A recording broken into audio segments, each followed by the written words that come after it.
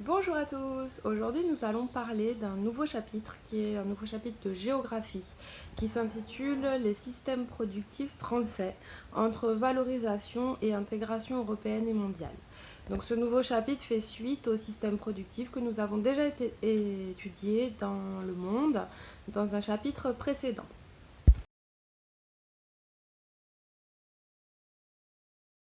Alors tout d'abord une introduction.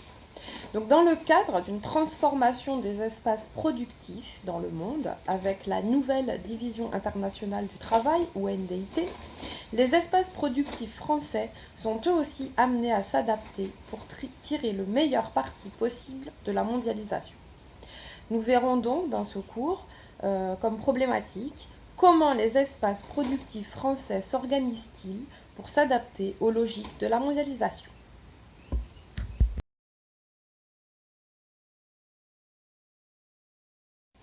Tout d'abord, grand A, des espaces productifs dynamiques et polarisés. La France connaît donc une agriculture qui est intensive et qui est bien intégrée dans la mondialisation. Elle est le premier producteur agricole européen. Quand on parle d'agriculture intensive, il s'agit donc d'une agriculture à haut rendement qui est souvent mécanisée ou qui utilise des engrais. Par exemple, la céréaliculture, c'est-à-dire la culture du blé et des céréales dans le bassin parisien qui est très mécanisé avec de grandes parcelles où tout est, on utilise des tracteurs, les moissonneuses-batteuses pour récupérer le blé. Ou alors l'élevage, qui est notamment l'élevage hors sol, par exemple des poulets, des volailles ou des porcs en Bretagne. Chez nous, ici en Guadeloupe, par exemple, cette agriculture mécanisée, ça va être la canne avec les machines qui ramassent aujourd'hui et c'est plus ramassé à la main. La France est le premier producteur agricole européen, donc elle a une agriculture puissante, comme vous pouvez le voir sur les documents.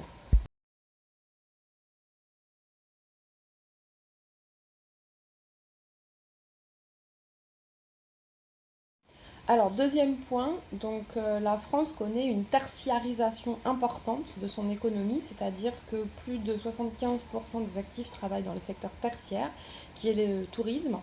Donc l'économie de service a pris beaucoup d'ampleur, notamment on l'avait vu dans la métropolisation avec les tertiaires de haut niveau dans les grandes entreprises, dans les sièges sociaux des entreprises, mais également avec le tourisme qui est très développé en France. Et par exemple en Guadeloupe, on voit bien que le tourisme occupe une place majeure dans l'économie.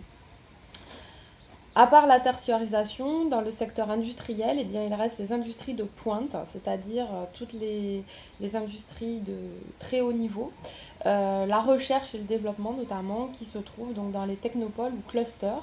Les clusters, ce sont donc les zones où on partage à la fois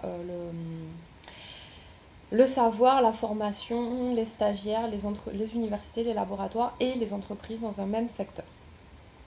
Enfin, les espaces productifs français se sont tournés vers des produits particuliers, ce qu'on appelle des produits de niche, c'est-à-dire des produits qui sont très rares et qui ne peuvent être faits qu'en France, qui ont une haute valeur ajoutée, qui sont très chers, comme par exemple en France les vignobles, le vin, le Bordeaux, le champagne, etc. Donc avec des appellations qui sont recherchées ou on l'a vu aussi dans le cas d'Airbus par exemple, une industrie de pointe qui est l'aéronautique.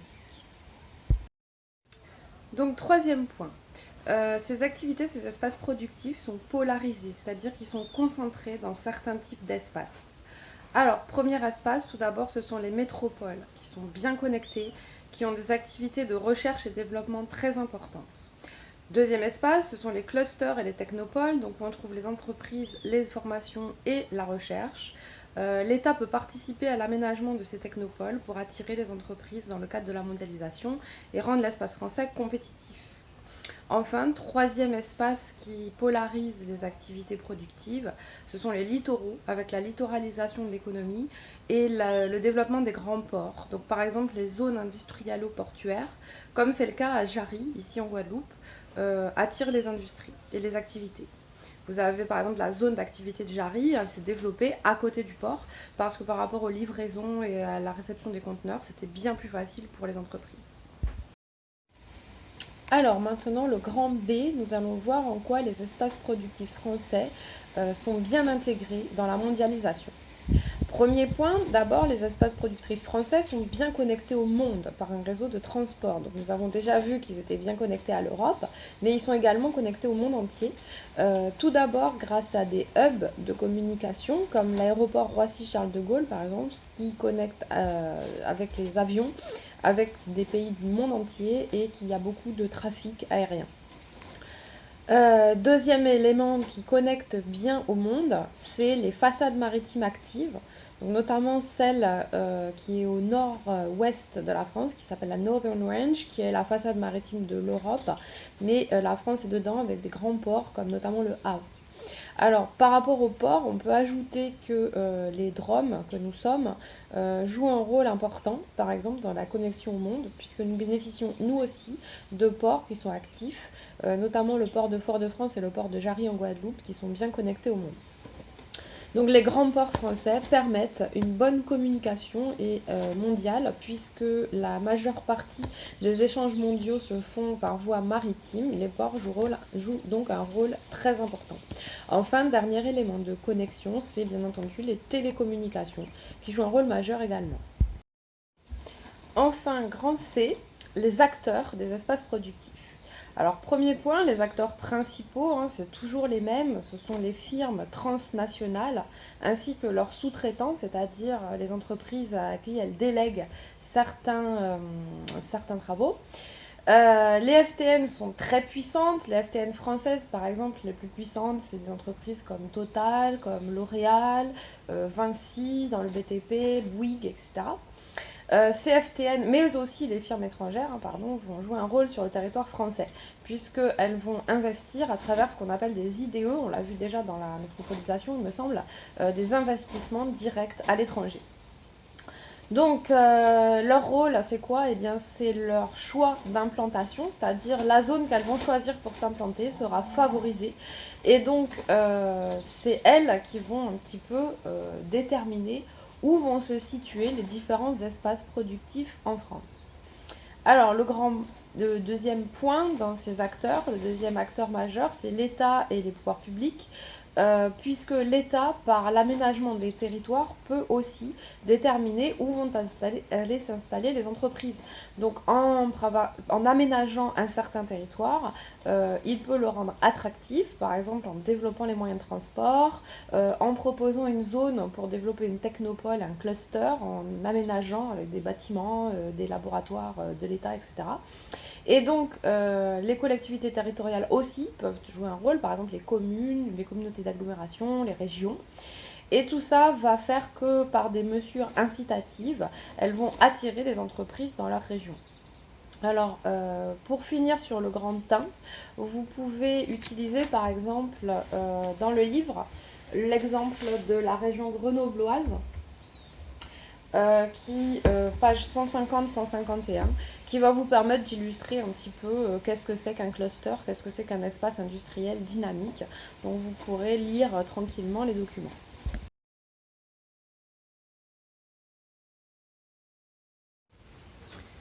Alors, pour entamer ce grand 2, nous allons commencer avec le grand A, l'intégration européenne des espaces productifs français.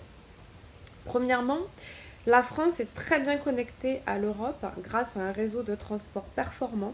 Nous avons plusieurs lignes de TGV qui relient la France à ses voisins européens, notamment la ligne Paris-Bruxelles-Amsterdam par exemple. Nous avons aussi de nombreuses autoroutes qui traversent les frontières et qui nous connectent avec les pays voisins. Par exemple, l'Italie est reliée aussi par rapport à des tunnels à travers les Alpes, ce qui évite des détours et donc qui fait des routes rapides. Deuxième point, l'Union européenne représente environ la moitié, enfin plus de la moitié des échanges commerciaux de la France. Donc les exportations et les importations sont plus de la moitié avec les pays européens. Troisième point, la France développe de nombreux projets industriels communs avec l'Union européenne, avec les pays de l'Union européenne, et notamment on l'a vu dans le cas de l'entreprise Airbus. Airbus qui est une industrie, donc le siège social est en France, mais il y a de nombreuses zones de production en Europe et il y a un réseau européen donc, qui travaille avec l'entreprise Airbus. Et enfin, quatrième point, l'intégration européenne se fait notamment dans les zones frontalières. Il y a ce qu'on appelle des espaces transfrontaliers dans lesquels il y a des mouvements de population qui se font sur la frontière et qui donnent une dynamique particulière à ces espaces. Je vais prendre le cas par exemple de la frontière entre la France et l'Allemagne. Comme en France, le logement et les impôts sont moins chers, mais le travail est mieux payé en Allemagne, et bien il y a de nombreuses personnes qui habitent en France et qui en fait travaillent en Allemagne. Ce qui fait qu'ils traversent la frontière tous les jours, il y a des échanges sur la frontière et ça crée une dynamique particulière sur la frontière liée à cette différence de coût de vie de chaque côté de la frontière. Alors maintenant, le grand B, nous allons voir en quoi les espaces productifs français sont bien intégrés dans la mondialisation. Premier point, d'abord, les espaces productifs français sont bien connectés au monde par un réseau de transport. Donc nous avons déjà vu qu'ils étaient bien connectés à l'Europe, mais ils sont également connectés au monde entier. Tout d'abord grâce à des hubs de communication, comme l'aéroport Roissy-Charles de Gaulle, par exemple, qui connecte avec les avions, avec des pays du monde entier et qui a beaucoup de trafic aérien. Deuxième élément qui connecte bien au monde, c'est les façades maritimes actives, donc notamment celle qui est au nord-ouest de la France, qui s'appelle la Northern Range, qui est la façade maritime de l'Europe, mais la France est dedans avec des grands ports comme notamment le Havre. Alors, par rapport au port, on peut ajouter que les DROM que nous sommes jouent un rôle important, par exemple, dans la connexion au monde, puisque nous bénéficions, nous aussi, de ports qui sont actifs, notamment le port de Fort-de-France et le port de Jarry en Guadeloupe, qui sont bien connectés au monde. Donc les grands ports français permettent une bonne communication mondiale, puisque la majeure partie des échanges mondiaux se font par voie maritime. Les ports jouent donc un rôle très important. Enfin, dernier élément de connexion, c'est bien entendu les télécommunications, qui jouent un rôle majeur également.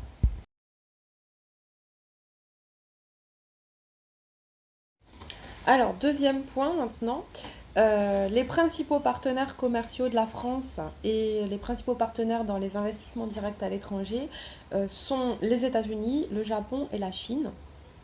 Alors, troisième point, la nouvelle division internationale du travail, c'est-à-dire ce qu'on a vu dans le chapitre précédent, où chaque État se spécialise dans un certain type d'activité, met les espaces en concurrence. Donc comme la France, elle a une main-d'œuvre qui coûte relativement cher, elle s'est spécialisée dans la haute technologie. Et les pôles d'innovation qui sont en France, en fait, fonctionnent en réseau avec d'autres espaces dans le monde. On l'a vu par exemple pour Airbus, et bien Airbus fonctionne en réseau avec d'autres espaces en Europe, mais aussi dans le monde, par exemple en Chine avec la nouvelle usine qui avait ouvert. Quatrième point, une intégration mondiale également grâce au tourisme. Donc le tourisme en France joue un rôle majeur. Paris est une ville très attractive, mais il n'y a pas que Paris. Il y a également les littoraux français, dont les littoraux outre-mer, par exemple la Guadeloupe, la Martinique en font partie. Ils attirent énormément de touristes. Alors en Europe, les littoraux français attirent plutôt des pays européens. Nous attirons plutôt ici une clientèle soit européenne, soit américaine, Canada, États-Unis. Et enfin, dernier point, l'intégration mondiale des espaces productifs français se fait également grâce au fait que Paris est une ville mondiale très attractive, très dynamique, qu'elle possède des fonctions très puissantes, des fonctions de commandement majeures, comme la bourse, l'économie, et notamment aussi la fonction culturelle très importante avec le tourisme et la mode. Alors maintenant, pour terminer, le grand C, la valorisation locale face à la mondialisation. Alors, premier point, d'abord, la mondialisation crée une concurrence entre les régions et les espaces, c'est ce qu'on a déjà vu.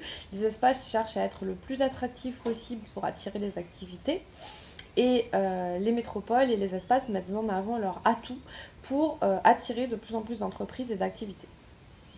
Deuxième point, pour être attractif, on peut chercher à développer une notion particulière qui est la notion de terroir.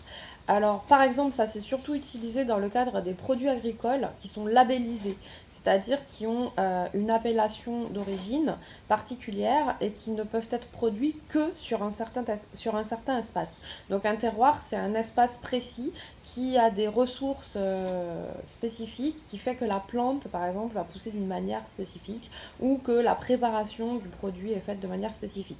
Alors, par exemple, on a en France le champagne, les vins fins, les fromages aussi qui sont sur certains territoires. Et pour nous en Guadeloupe, on a par exemple le rhum agricole de Guadeloupe qui est un produit labellisé.